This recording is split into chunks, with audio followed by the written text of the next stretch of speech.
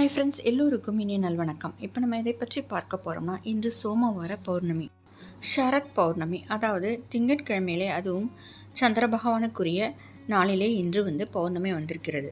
சந்திர பகவானை மனக்காரகன் என்று சொல்வார்கள். அதனால் நம்முடைய மன கஷ்டங்கள் விலக நாம் இன்று வழிபட்டால் நிச்சயமாக நம்முடைய மனக்கவலைகள் அகலும், பண வரவு அதிகரிக்கும். நாம் இந்த வழிபாட்டினை மேற்கொள்ளலாம். அதாவது நாம் இன்று 6 மணிக்கு மேலாக சந்திர பகவான் உதயமாகும்போது நாம் 11 தீபம் ஏற்றி வழிபடலாம். அப்படி முடியவில்லை என்றால் 3 தீபமாவது ஏற்றி வைத்து நாம் இன்று வழிபடலாம்.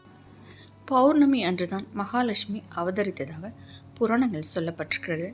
இன்று மாலை நாம் சந்திர பகவானை தரிசித்துவிட்டு பிறகு நாம் இரவு 11 தீபம் அல்லது 1 தீபமாவது ஏற்றி வைத்துவிட்டு நாம் மகாலட்சுமியை வழிபட வேண்டும்.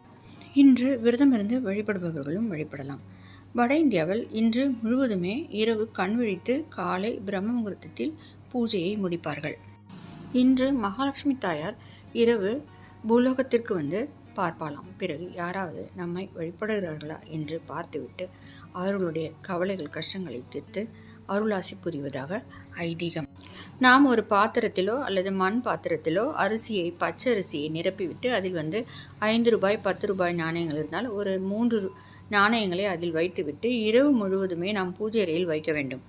அதை 48 நாட்கள் நாம் வைக்க வேண்டும். பூஜை அறையில் அல்லது சுத்தமான இடத்தில் சமையல் அறையில் கூட வைத்துக்கொள்ளலாம். பிறகு 48 நாட்கள் முடிந்த பிறகு அந்த அரிசி எடுத்து நாம் எறும்புகளுக்கோ அல்லது செடியிலோ தூவிவிட்டு அந்த காயின்ஸ் எடுத்து நாம் பணப்பெட்டியிலோ லாக்கரிலோ நாம் வைத்துக்கொள்ள வேண்டும். நம் வீட்டில் பணம் தங்க, லக்ஷ்மி கடாட்சம் கிடைக்க நாம் இன்றைக்கு கல்லுப்பு, மஞ்சள், ஏலக்காய், பிறகு பச்சரிசி, அதற்கு பிறகு நாம் வெல்லம், இதை வாங்கி நம் பூஜை அறையில் வைத்துவிட்டு பிறகு நாம் எடுத்துக்கொள்ளலாம். நாம் இந்த பொருட்களை வாங்கி வைத்தால் நிரந்தரமாக மகாலட்சுமி நம் வீட்டில் தங்குவதாகவும் பிறகு அவளுடைய அருள் ஆசி நமக்கு பரிபூர்ணமாக கிடைக்கும். இன்று நாம் மகாலட்சுமி போற்றி சொல்லலாம்.